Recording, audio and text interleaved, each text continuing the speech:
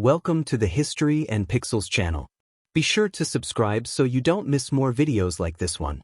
What would you do if you discovered that the worst punishments inflicted on enslaved people in the United States were legalized in written code, defended in courts, and practiced with total impunity for 2 entire centuries? Forget what school textbooks told you. The reality was built with branding irons, rope, and forced silence. Punishment number 1. The forced treadmill.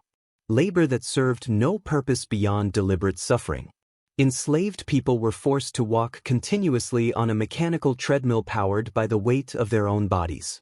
It did not grind grain. It did not move water. It served no productive function whatsoever.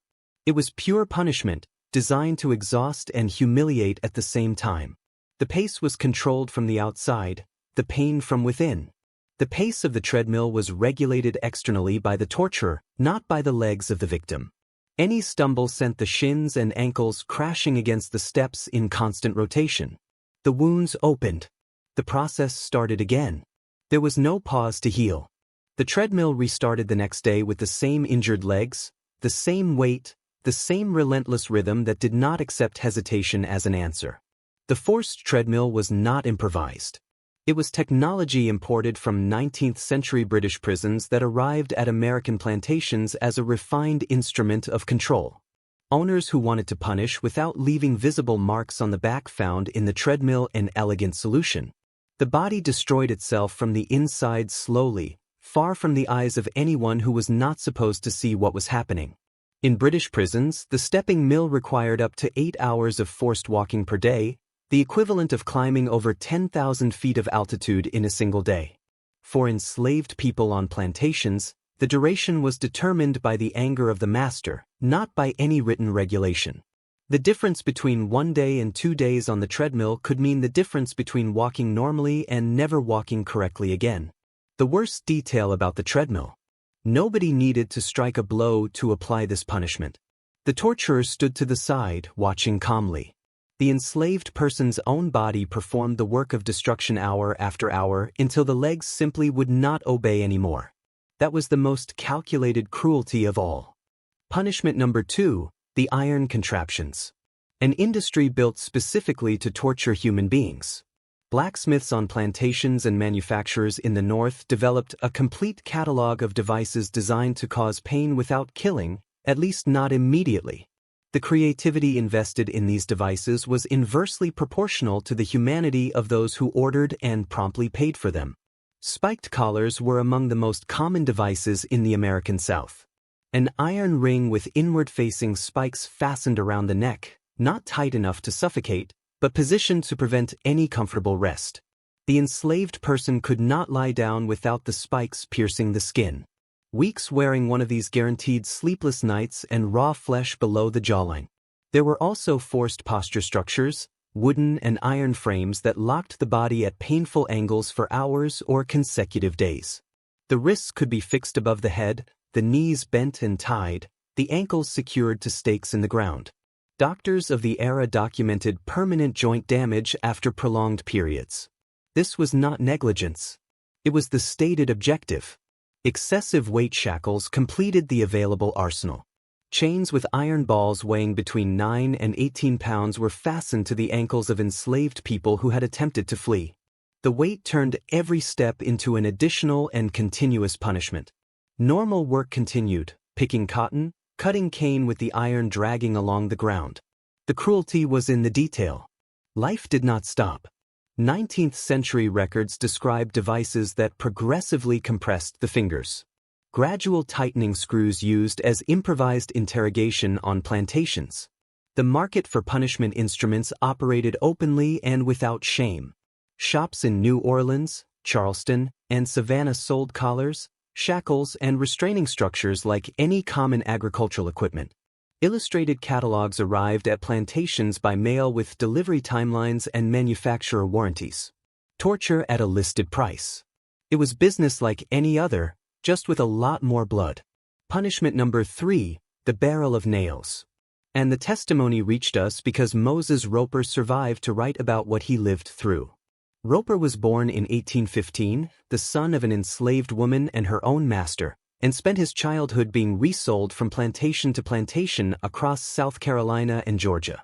In 1838, he published in London a narrative that described with precision the instruments used against him. The device was simple in construction and absolutely calculated in the horror it caused. Nails were hammered from the outside of a large barrel with the points facing inward. The enslaved person was shoved into the barrel. The lid was closed. Then the barrel was rolled downhill. While the nails pierced the skin with every full rotation, the speed controlled the intensity. The slope controlled the duration. What made this punishment particularly brutal was not just the pain, it was the audience forced to watch. Moses Roper described how the owner gathered other enslaved people to witness the ordeal. The message was explicit. Anyone could be next. The audience did not choose to be there, but carried the weight of what they had seen. The torture did not end when the barrel stopped. It continued in the nightmares of everyone. No doctor was called after the barrel. The puncture wounds were treated with salt to disinfect, they said. But the real effect was to prolong the agony for additional days. Roper described weeks of recovery after a single session. In the intervals, the work did not stop. The plantation did not wait.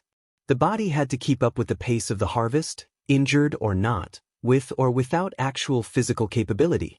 The narrative of Moses Roper was published with the support of British abolitionists and became a fundamental document of the anti-slavery movement in the United Kingdom. He described at least 5 methods of torture suffered on different plantations in the American South. Each account was accompanied by a note from the editors, verified and confirmed by witnesses present. The cruelty had a record. The impunity did too. What Roper's records reveal with clarity is that there was no standardized system for these devices. The barrel of nails was not universal. It was the particular invention of one specific man. Punishment number 4, forced starvation. Depriving food was a punishment as common as the whip in the American South. The daily ration of an adult enslaved person was calculated at the biological minimum. About 1 pound of cornmeal and a piece of salt meat per week. When punishing through hunger, the owners simply cut that off without warning, without a set deadline. The enslaved person worked the same amount on an empty stomach until the master decided the lesson had been learned. Hunger as punishment had a practical advantage for owners. It left no visible mark. Solomon Northup described in 12 years a slave weeks in which he received only water and raw corn after disobeying an order. The body stayed on its feet. The work kept getting done. From the outside, nothing indicated what was happening. That was exactly what made the method so appealing for those who needed to maintain the appearance of acceptable treatment. Enslaved children suffered disproportionately. On plantations in Georgia and South Carolina, records from the era show that children under 12 received half the ration of adults under normal conditions. As punishment, that ration was cut in half again. Some children stole scraps of animal food because they could not endure the hunger. When they were caught, the punishment became more severe, creating a cycle with no way out. Food deprivation was also used as a tool of collective control. If one enslaved person fled or resisted, the entire quarters could have their rations cut for days. The logic was deliberate to turn the companions themselves into monitors of each other's behavior. Frederick Douglass described the psychological weight of knowing that any act of personal resistance would result in hunger for everyone around him. Individual punishment became group pressure. The period between Christmas and New Year was the only rest guaranteed by custom. Owners distributed extra food on those days as a gesture of control, not generosity. When an enslaved person committed a serious offense during that period, losing the Christmas food was punishment calculated to humiliate in the deepest possible way. Records from Mississippi in the 1840s describe enslaved people with clear signs of chronic malnutrition, inflamed gums, impaired vision, swollen extremities.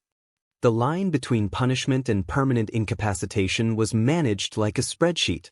Punishment number 5, the smokehouse. Documented by the formerly enslaved William W. Brown in his 1847 narrative.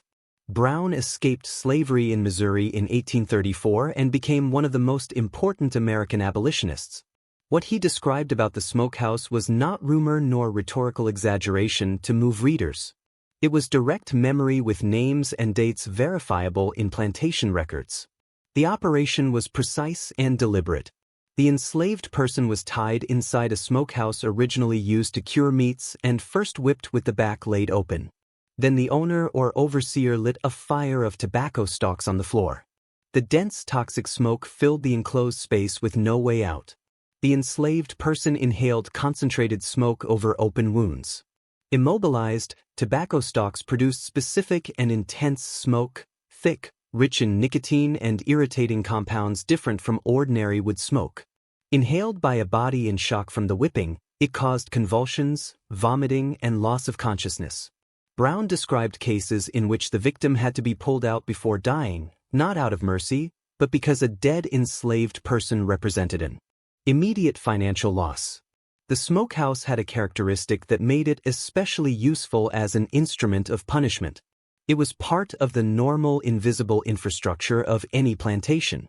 No owner needed to justify its existence to anyone. No visitor would find it strange to see one. It was just an agricultural building until the door closed and the fire was lit. William W. Brown documented this and other practices with a precision that deeply disturbed readers in the American North. The North read it, voted for politicians who defended slavery, and continued doing business with the South. The information was available. The choice to ignore it was too. Punishment number 6, sexual abuse. The American slave system gave the owner total control over the body of the enslaved person. Total that included what no school textbook named directly. Harriet Jacobs wrote in 1861 that Dr. Norcom began whispering obscenities in her ear when she was 13 years old. It was not an exception.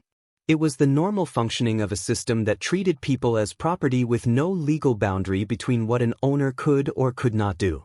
The law did not protect. In no slaveholding American state did legislation exist that criminalized what an owner did to his enslaved people. None. What happened inside a plantation was legally invisible. Jacobs described years of trying to avoid Norcom without being able to turn to anyone. Not the police, not a judge, not a priest. Any formal complaint from an enslaved woman against her master was in practice impossible to be heard. For enslaved women, the threat was constant and calculated. Owners used vulnerability as a tool of control, not just over the victim, but over the entire family. Jacobs documented how Norcom threatened to sell her children whenever she resisted. The child became a hostage. The mother became a prisoner not by chains, but by love. It was an architecture of control more sophisticated and crueler than any iron instrument. The children born from these situations created a moral problem that the American South resolved in brutal fashion. The law dictated that the child followed the condition of the mother, not the father. This meant that an owner could be the biological father of his own enslaved people without any legal consequence. Frederick Douglass suspected that his own father was his master. He wrote about it without certainty because the answer was never given to him. That silence was also part of the system.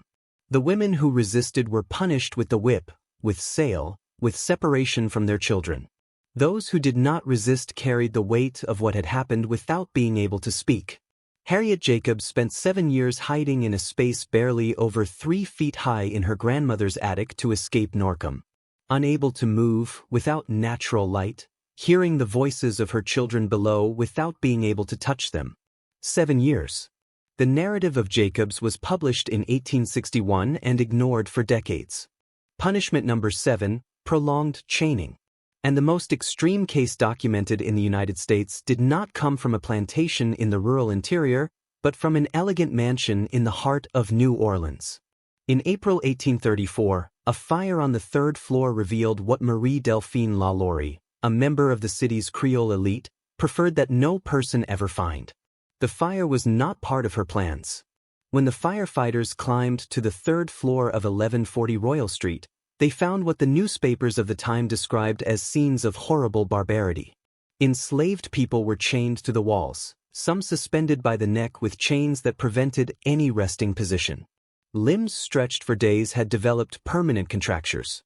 Some could barely move when they were rescued.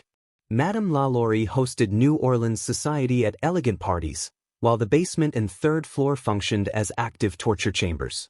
Politicians and doctors dined in the parlor while enslaved people agonized above them.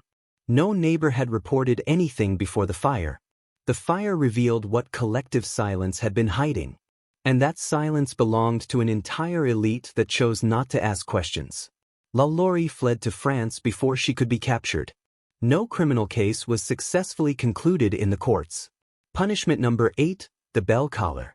A device that turned the enslaved person's own movement into permanent and continuous betrayal. The structure was a metal ring fixed around the neck with a wooden or iron frame rising above the shoulders and a bell attached at the top. Every step, every turn of the head, every deeper breath made the bell ring. Silence became biologically impossible. The device was applied specifically to enslaved people considered prone to flight. Anyone who had attempted to escape at least once. The message was direct. You can try to run, but you will announce every step along the way. The forest that once offered cover became an enemy. The silence of the night, an enemy. The bell turned any escape attempt into automatic and inevitable auditory suicide. It was impossible to silence the bell without external help from another person. It was impossible to remove it without specific tools and a second person assisting. The enslaved person carried the device during work, meals, and sleep, if sleep was even possible with iron on the neck and metal ringing with every shift in position.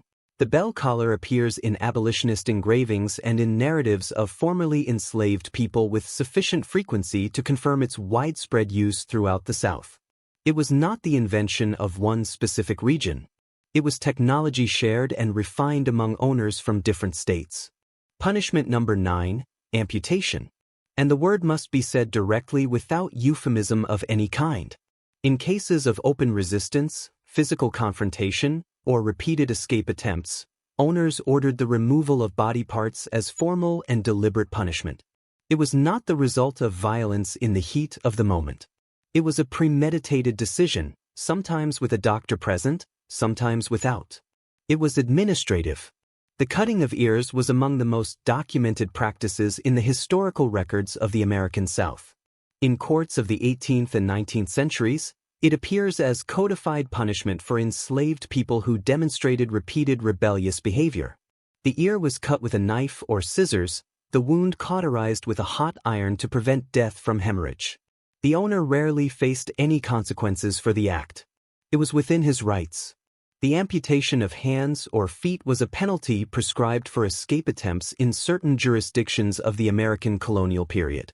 Virginia laws of the 17th and early 18th centuries provided for this punishment explicitly in legal text that any lawyer could consult.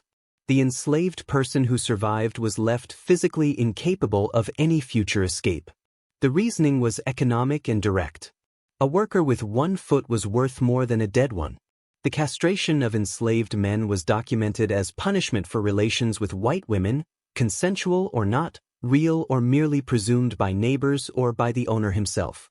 Sexual mutilation as an instrument of social control appears directly referenced in legal documents of the period. Without access to adequate medical care, many victims died of infection in the weeks following the procedure. Open wounds in a labor environment guaranteed infection. The system did not require perfection to function. It only needed to be sufficiently brutal so that the majority would never try. And it worked for 2 centuries.